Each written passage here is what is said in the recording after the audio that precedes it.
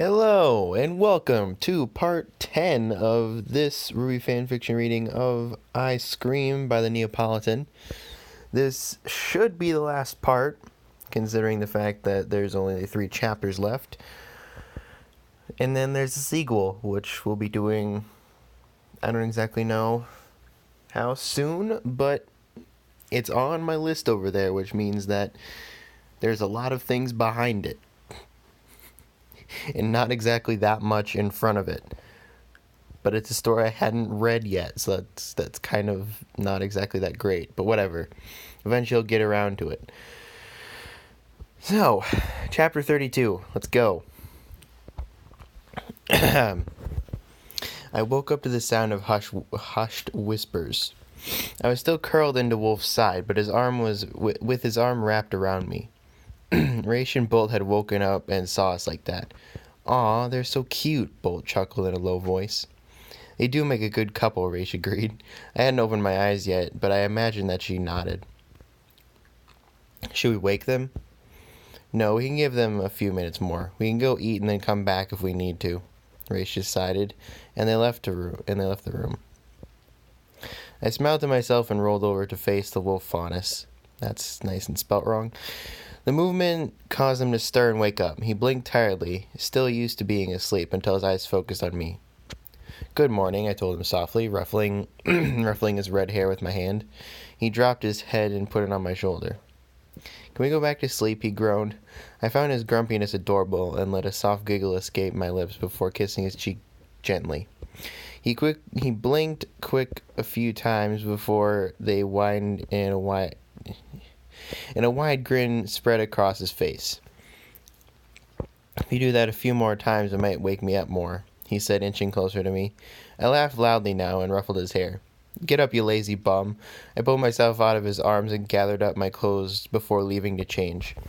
I dressed quickly, checked the bruises over my ribs, which were healing nicely.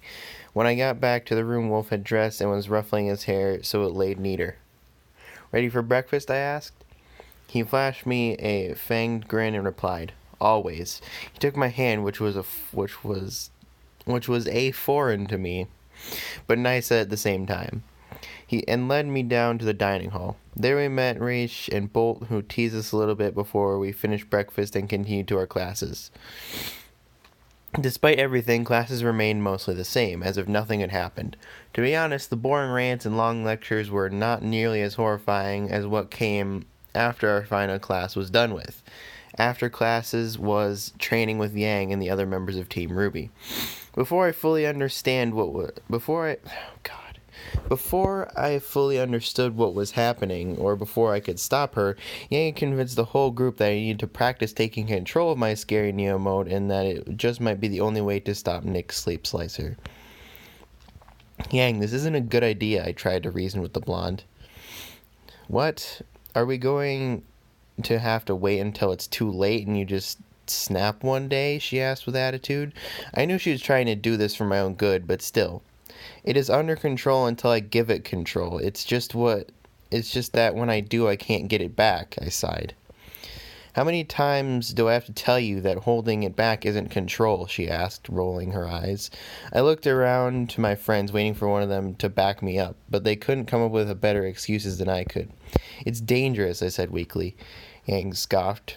"I think all of us here can take you." "I really don't think you can. I almost killed you, Yang," I told her, trying to make her remember the night on the train. I could tell that she remembered well, but that just seemed to be more reason to control it. "So then what? You don't control it. You don't get stronger. Sleep Slicer comes back for us, and do you really think he'll just stop at maiming Wolf?" Yang demanded.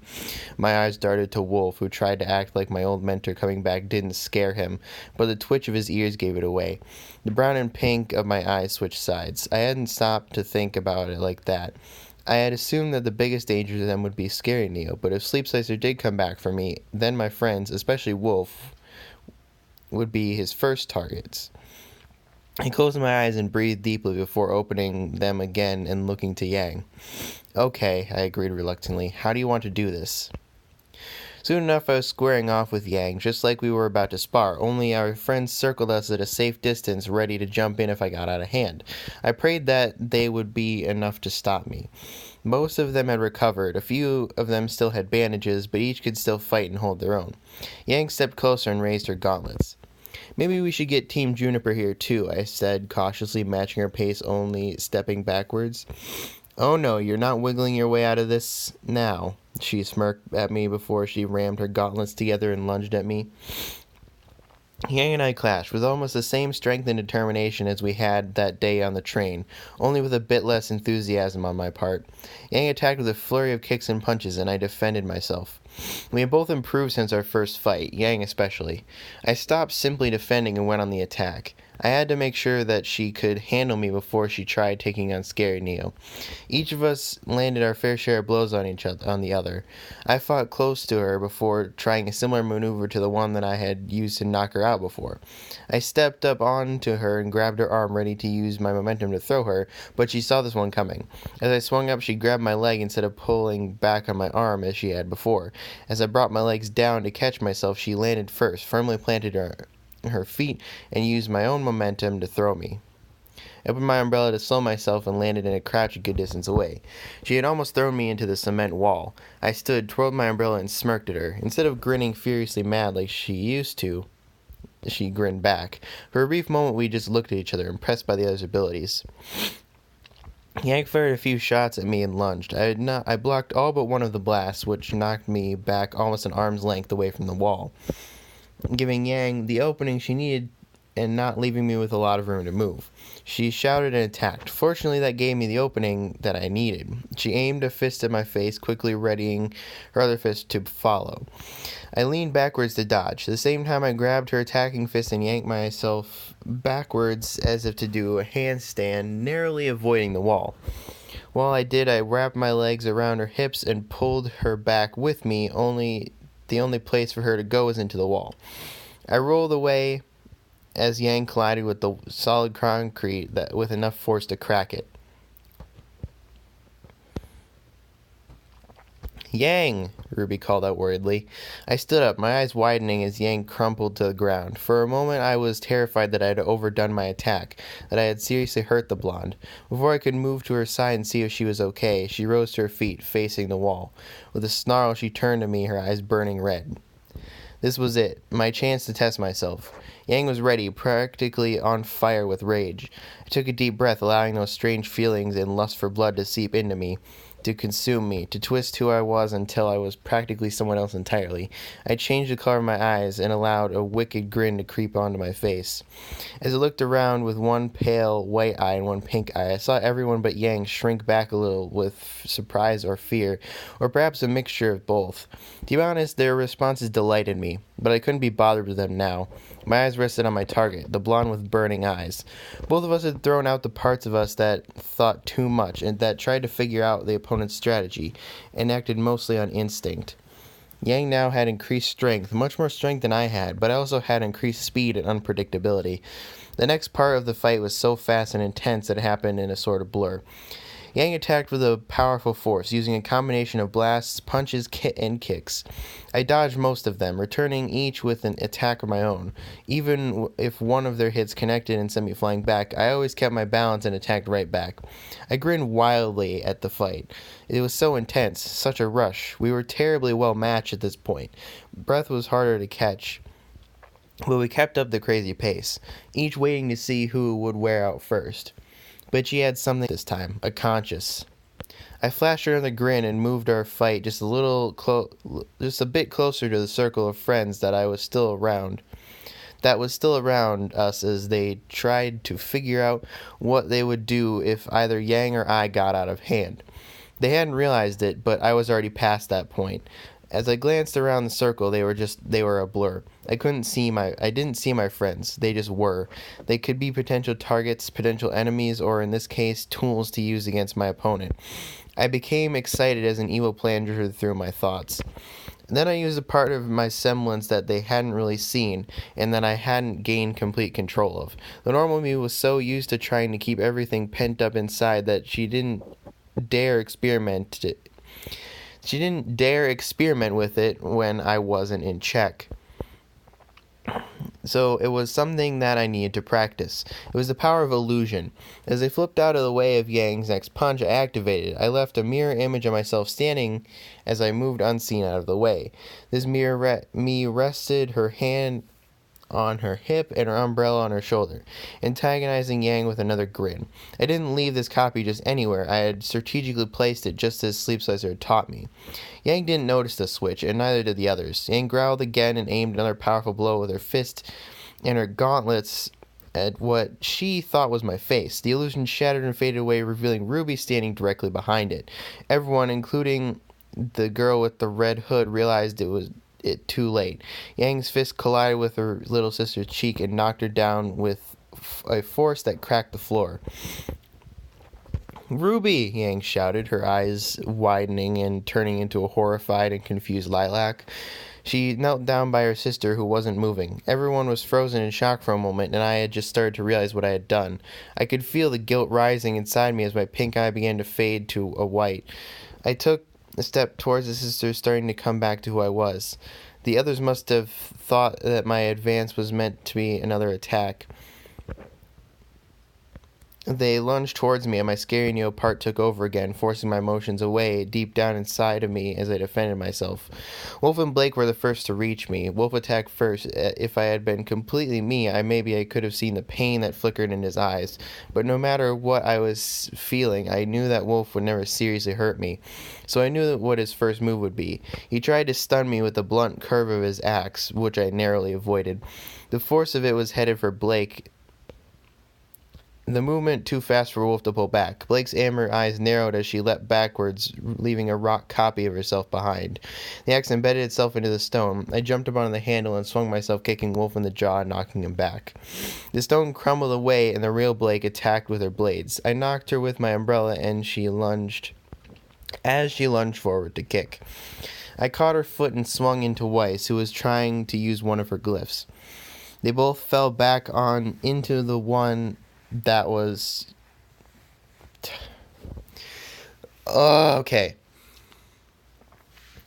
They both fell back into the one that was used to launch things, and they were thrown across the room. Bolt, the one who was originally meant to be launched, was left defenseless. I knocked away his bow as he tried to draw it. We battled, each of us using our weapons as swords, though neither of them was a blade.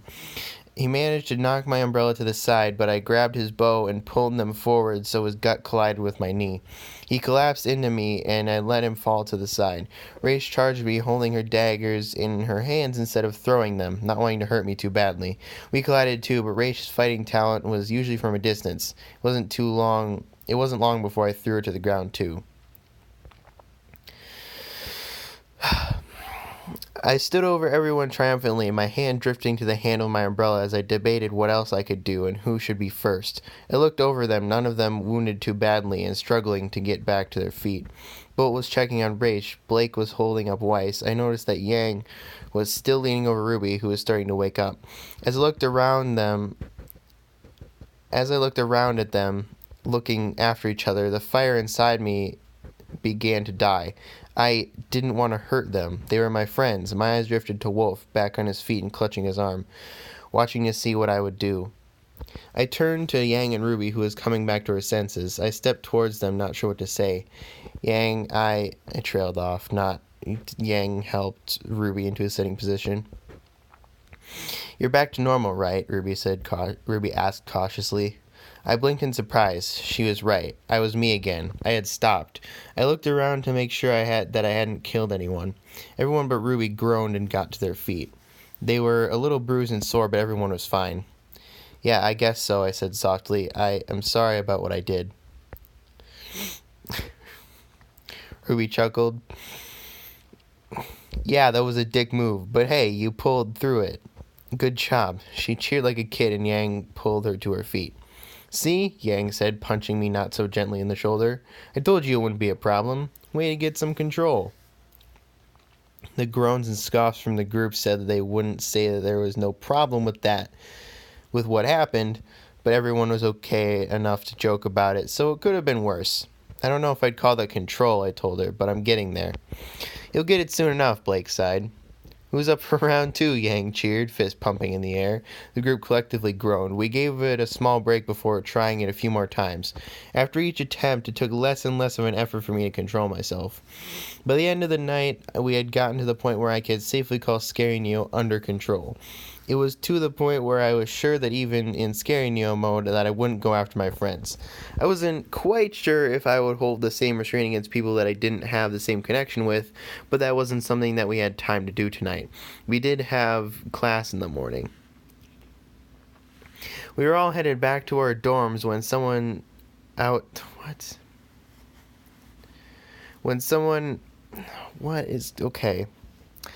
When someone outside stepped in front of us. She was someone that I didn't know but recognized somehow. She had raccoon ears and a tail.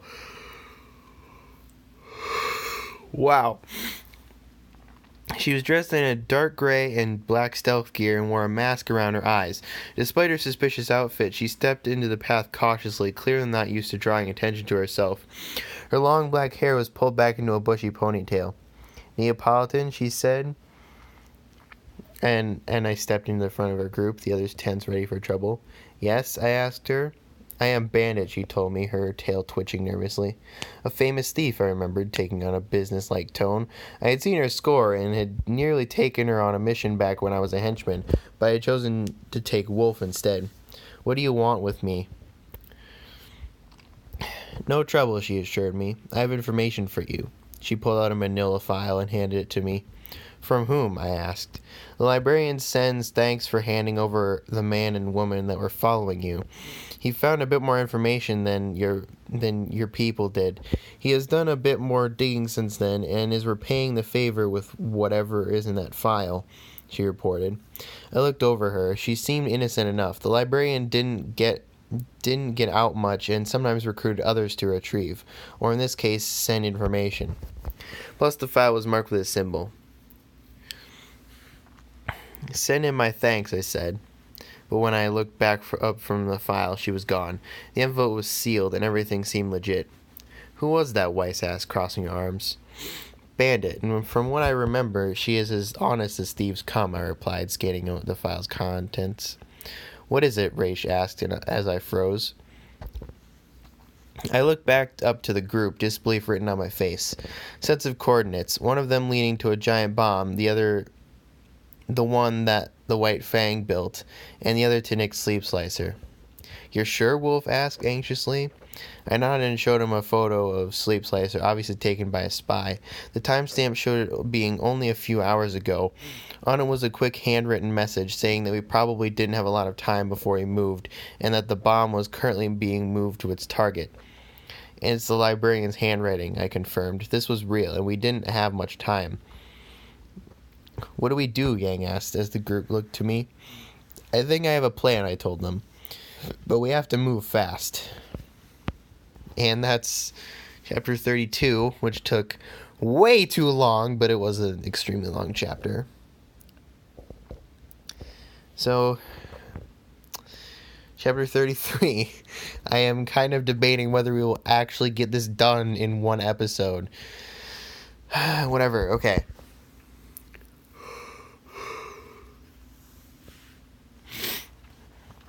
Chapter 33.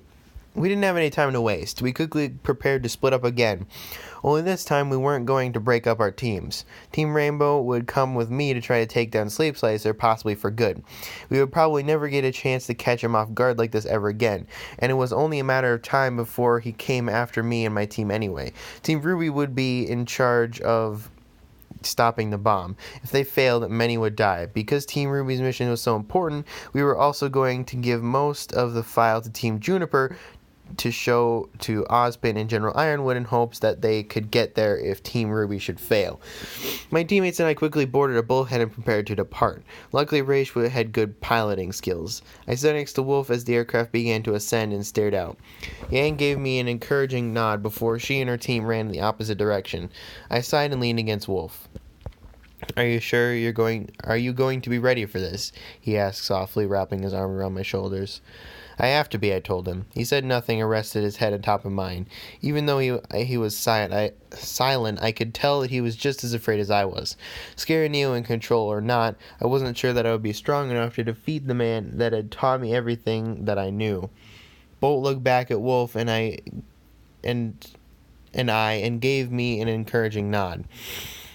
I had to be strong enough to do this. Not just for me, but for my team and my friends. We landed the aircraft in the middle of a wooded area and decided to go on foot from there. I used the maps that the librarian and the bandit girl had sent me to navigate my team through the thick trees. Soon enough, we came to the edge of the woods. We crouched under cover of the trees and observed the scene. There was a small clearing with a few black tents before there was a large cliff edge. A few troops patrolled between tents. They looked almost like White Fang, but their armor was mostly black with bits of purple. They were Sleep Slicer's personal army. They would be harder to beat than the mostly untrained White Fang soldiers that we were used to fighting, and on top of that, there was no way to tell how many more were hidden in the tents. We can't take them all on. We can't take all of them on, Bolt said in a hushed voice. Do you know where Sleep Slicer is? Raish asked me. I shook my head and replied, no, the librarian's spies didn't dare to get any closer than this. You can find him pretty easily, though, Wolf cut in. He looked me in the eyes and said, He may not be the man you thought he was, but you still know him better than anyone, Wolf was right. I looked to my teammates. I should be able to find him without drawing too much attention, I told him. Raish took control and came up with a plan. We'll go in stealthy then. Bolt, you stay here for cover fire. Wolf, you and I will go in with Neo and try to take out as many as we can as quickly and quietly as possible. Neo, you know what to do. I nodded, agreeing with that this plan was best, and we were off. We moved silently down to the camp and crept between the tents undetected. We crept between the tents with caution. Wow, that's a way to say the same sentence twice, basically. I motioned for Wolf and Raish to stop behind me, hearing a few of the patrolling henchmen just around one of the tents. Wolf crept around the other side of the tent as Raish and I continued forward. Two of the guards spotted us. Before either of them could react, Raish threw her daggers at one. I noticed that she only hit him with the hilt of the knives, but struck some sort of pressure point that knocked the man unconscious. The other man gasped and pointed his gun at me. I smirked at him and gave him a little wave. He looked at me with confusion, taking no notice of Wolf, who had crept up behind him and wrapped the handle of his axe across the man's neck and pulled it back, strangling him. The man gasped for breath, but made little sound until he too lost consciousness, and Wolf let his body slide to the ground. He nodded to me, and we continued on. We pulled a few more similar stunts, managing to take out quite a few more men, until our luck ran out. We crept along the edge of another black tent. Wolf was leading us and motioned for us to stop and held 3 fingers, indicating how many men there were. What we weren't prepared for was the man exiting the tent at the same time. He noticed our presence before we noticed him and moved to bring a sword down on Raish's head, but a yellow flash struck him, and he couldn't move. For a split second, I was confused as to what had happened, but I realized quickly that one of Bolt's aura arrows had paralyzed him. I hit him hard in the head with my umbrella, knocking him out cold. His body fell to the ground loudly. What was that? Said a voice from behind us, and as another patrol group headed our way. I think I heard something, said another patrolman from the group of 3 just ahead. There was no way to escape and no way to take them out quietly. Neo, go ahead, Raish whispered. Part of me wanted to argue to stay, but I knew that she was right.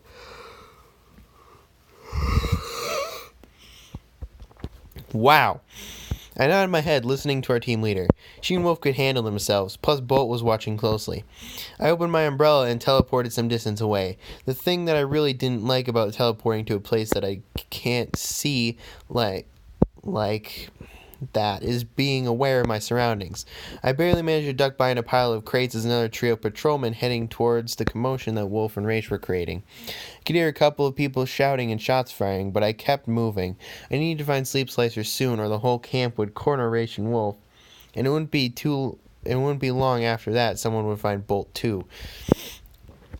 I quickened my pace, creeping around tents and avoiding even more patrolmen. I came to a tent towards the center of the camp. It was a circular tent, the only one that wasn't like a square and was quite a bit bigger. This had to be it. I took a deep breath and pushed open the curtain that acted as a door. There he was, running hand through his purple slicked back hair as he looked down at the table. The only surprising thing was that the table was full of glass tubes and vials that had a weird assortment of colorful chemicals in them.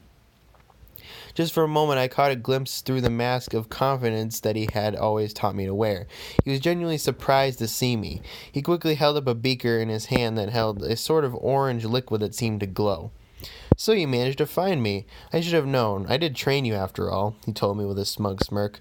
Then he shook the beaker in his hand slightly, careful not to spill the contents. "Do you like it?" he asked. "This will be your salvation, Neo. I won't have to destroy you. Instead, this little beauty will burn out all of that nonsense about you caring about people and not obeying orders."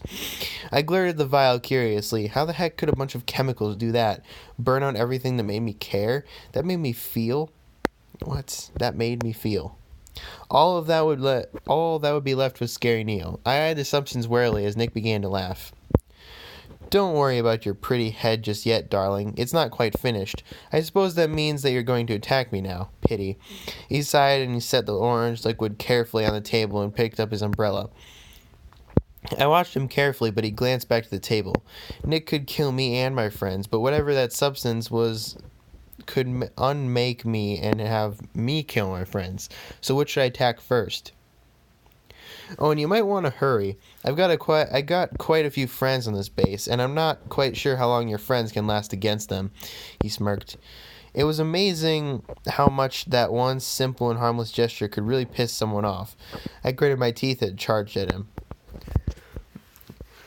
Oh, okay. Chapter 34, the final chapter, and this is going to be a long video. I launched at my old mentor. I had expected him to meet me somewhere in the middle, and that way would collide somewhere in the middle. The tricky thing is that we both knew how the other fought, and would have to change how we acted and reacted to everything. Nick was the first to change his pattern. He charged forward almost as if he had meant to meet me like I had anticipated, but in the last second he changed it. He turned to the side, and I moved past him. As I twisted my body to face him, he kicked me forward, using my own momentum so that I would fall forward. You can actually try to not use the same word, right after it. You can not just, duplicate words over and over again. You can use different words. You don't have to use, I don't know, it's so stupid. I like this story, but it's, you could write it so much better. By, actually using, the English language. Whatever. I swore mentally and turned my fall into a cartwheel, landing just out of his reach and staring him down. I resisted the urge to grab my back. It was just a kick, but I could already feel it bruising. I glanced at the table. Now that I was closer, I wondered if I could get to it before he could get to me. Unfortunately, that partial second was a detraction that Sleep Slicer was counting on. Before I could realize that he even moved, he came at me in a blur of motion. He aimed a kick, which I barely managed to block with my arm. He grabbed my wrist and kicked me in multiple times very fast.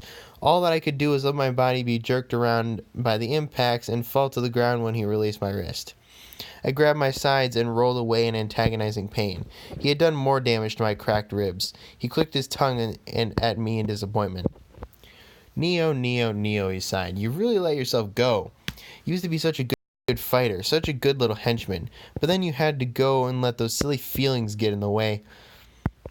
His eyes took on a deranged look, and I tried to crawl away in fear. He was mad. He was insane. And he was no longer the man that had cared for me and took me off the streets.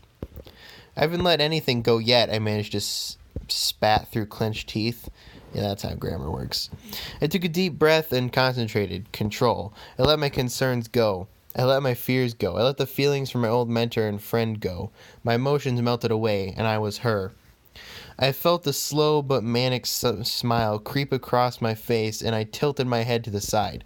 Laughter bubbled up inside of me and spilled out, even though doing so hurt my ribs. I took little notice of pain now. Of all the things that I had done, this would be the biggest challenge, the most fun. I rolled back and jumped back to my feet, standing up straight. For a moment, the two of us stopped and stared at each other, me sizing up the man with the scar in front of me, imagining the thrill and the challenge and the rush of the fight, and he looked down at me, a large smile resting on his face. Yes, that's it, Neo. Forget your feelings. Do not think, just obey. That's my good little soldier. As he spoke, he changed slightly.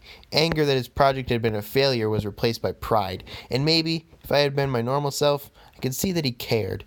And I could see that he was showing emotion, and that he was distracted. As he marveled at his creation, I attacked, taking him completely by surprise. I attacked fast and hard. First I attacked with my umbrella, then unleashed a fury of kicks and other strikes that knocked him back. It was very similar to what he had done to me, only I didn't have to hold his wrist so he couldn't move. I just hit him that hard. He flew backwards, landing on his back and sliding a little ways. He looked up at me as I made my way towards him. I moved slowly, relishing in the look of shock, pain, and a twist of anger on his face. "Neopolitan, what are you doing?" he demanded, trying to rise to his feet. I kept walking towards him, the crazy smile on my face widening even more. "Stop!" he shouted, rising quickly to his feet, but I kept coming. "I'm ordering you to stop." I almost laughed again, but it didn't seem worth the effort. Stupid old man. The only one that listened to orders was the Neo with feelings.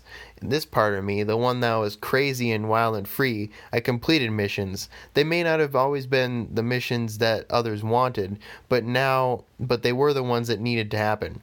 Right now, Nicholas Sleepslicer was my mission. I went at him again, kicked him in the side, and tried to stab me with the tip of his umbrella. Whatever. I dodged with a twirling motion, then used that to kick him again. I went for a third. He blocked with his umbrella and retaliated with a punch. I dodged that too, grabbed his arm, turned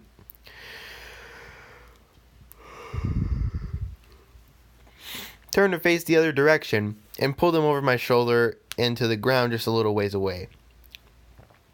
"Now you've done it, Neo," he snarled, fully enraged by my actions. He lost everything. Both parts of his weapon were not listening or taking orders, and he had just lost whatever part of me that the old fool dared to care about. If I had been fully me, I might have felt sympathy for him. Luckily I wasn't, so I could stay focused on my mission. "If I cannot fix you, then I will destroy you." That was terrible. "If I cannot fix you, then I will destroy you." He came at me with new energy and power that had been restored by his fury. Sometimes emotions could make you strong. Most of the time I found they made you weak.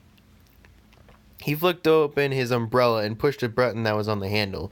The fabric part of it retracted, leaving only the spikes that usually held it open. The difference between his and other umbrellas was that these spikes were long blades that were used to kill. He pulled a different trigger on the handle, and the blades began to spin really fast and in a circle, very similar to a saw. I knew that his weapon did this, but I still took a few steps back. I had seen his weapons take limbs clean off people's bodies. One time it cut a person clean in half. I knew what was coming next. If I had been normal me and normal emotions, I might have been scared stiff. But the me as I was, I kind of saw it as a new challenge. Next, Nicholas Sleepslicer activated his semblance. He created multiple copies of himself, 8 of them I could guess without counting. They looked exactly like him, although they were just illusions. They created a circle around me, their fan saws spinning madly. Oh my god! Why am I yawning so much? This sucks.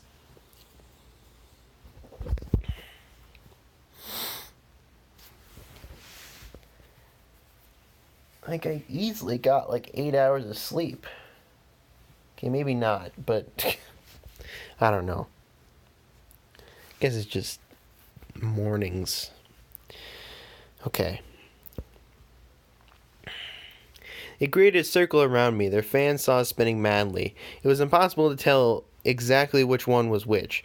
Only one of them was the real one, but if I focused on an illusion, then Sleep Slicer could have his chance to finish me off.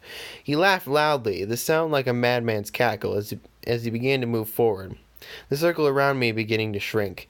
I teleported just outside the circle, and the blades immediately turned back to me, but I was ready. I smirked, and so did the glass images of me. One of me for each of him. He grit his teeth and snarled, trying to decipher which of me was the real one, as I tried to figure out which one of him was the real him. We caused our illusions to move, my circle moving counterclockwise and his moving clockwise. Oh my god. For just a moment we squared off, just looking at each other and thinking as we moved in circles, weighing each other's strengths and weaknesses. I pulled the blade out of the handle of my umbrella now, my images mirroring my action. Both of us and our illusions raised our weapons and attacked whatever was in front of us. It was here that we observed the true differences in our gifts. His was made out of bending light. The image that I stabbed with my blade flickered like a light and went out. Mine was a single solid image, which shattered like glass around me, leaving me exposed. I quickly teleported it to another area and put the ring back up again.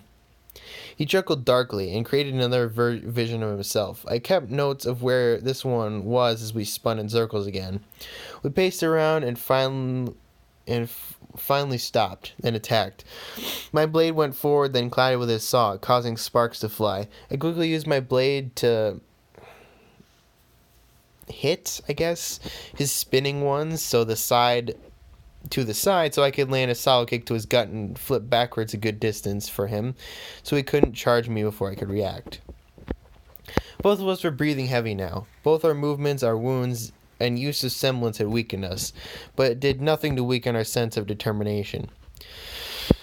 We rushed at each other once again. He swung his umbrella saw at me. I narrowly avoided it by leaping up high, past its reach and over the man himself. Once past him, I spun on my heel and kicked him in the back. It didn't do much damage, but it really did anger him. He swung the blades wildly at me, leaving me no choice but to dodge with the best of my abilities. He forced me backwards, me ducking under, leaping to one side and dashing to the other, knowing that if he managed to get a good slice out of me, it would be all over. It would all be over.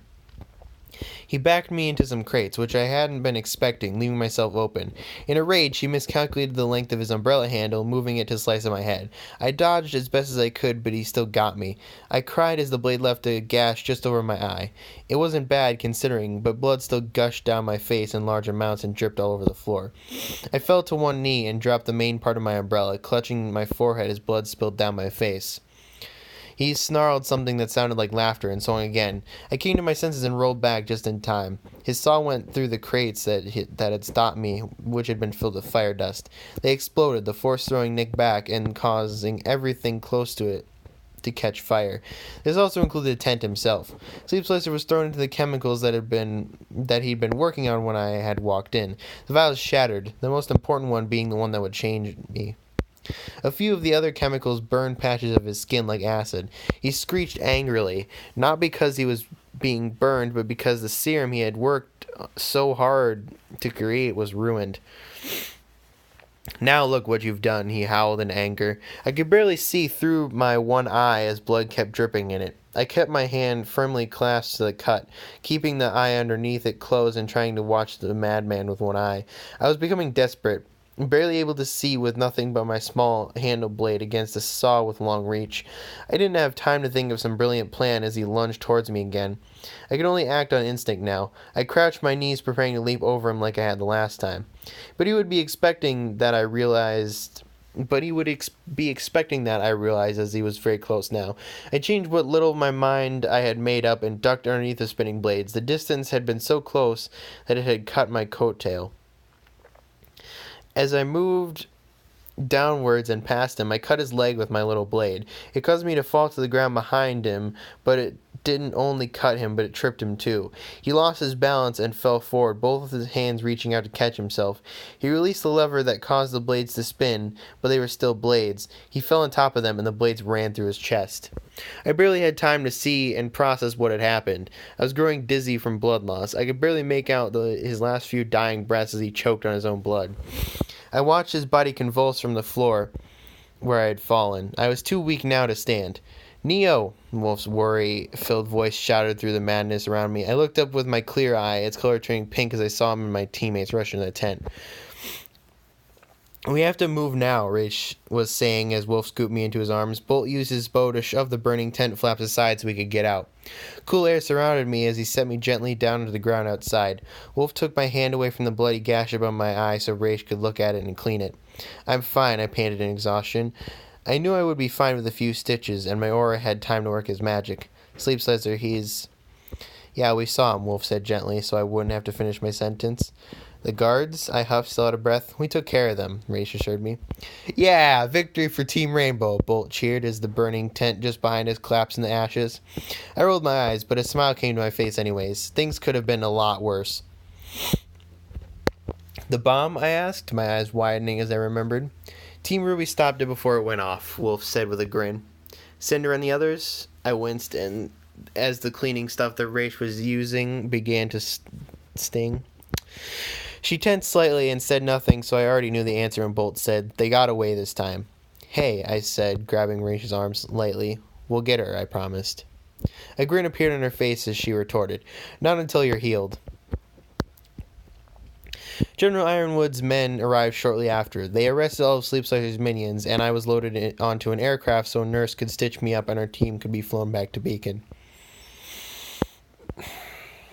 For a moment, I just appreciated the calm of the dull roar of the engine and the view of the clouds drifting past. I lost my mentor all over again today. I would find time to grieve later when I was ready. For now, I appreciated that I lived through it. My eyes looked over my teammates as the nurse checked them too. I was lucky to have them and lucky that none of them was seriously hurt. I was glad that I cared for them and that they cared for me just as much. Hey, I said loud enough to get their attention. We should get some ice cream. When we land, Raish replied with a laugh. The end.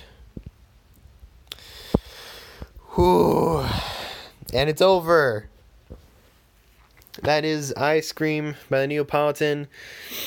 That was 10 parts of a story, and there's still more. There's still this, but I can only assume that this is part of book 2, so I'm not going to read it. So we'll just kind of move back over here. But that's it. So next time we'll come back with something else. It'll still be a little bit before we get to part 2 of this story, which I forgot what it's called. No, what is it called? It's called Shatter Me. There we go. It's called Shatter Me. And I don't think I've read it, so it's going to be interesting. Which is another thing I kind of thought about recently is that, like, even though I'm like, I want to assure quality, I also want to ensure, like, a very interesting reaction for myself, because, like, sometimes while reading these stories for the first time, I'm getting very interesting reactions out of the very stupid parts of these stories. So I don't know. I want to just, I mean, there are still a lot of stories that I haven't read that are just kind of sitting in my library, but you know, I still haven't been like, oh, I want to specifically try to put this into the, you know, so I can read it like for a video, but whatever. So, yeah. We'll see what happens next time. I don't exactly know. This is gonna be interesting.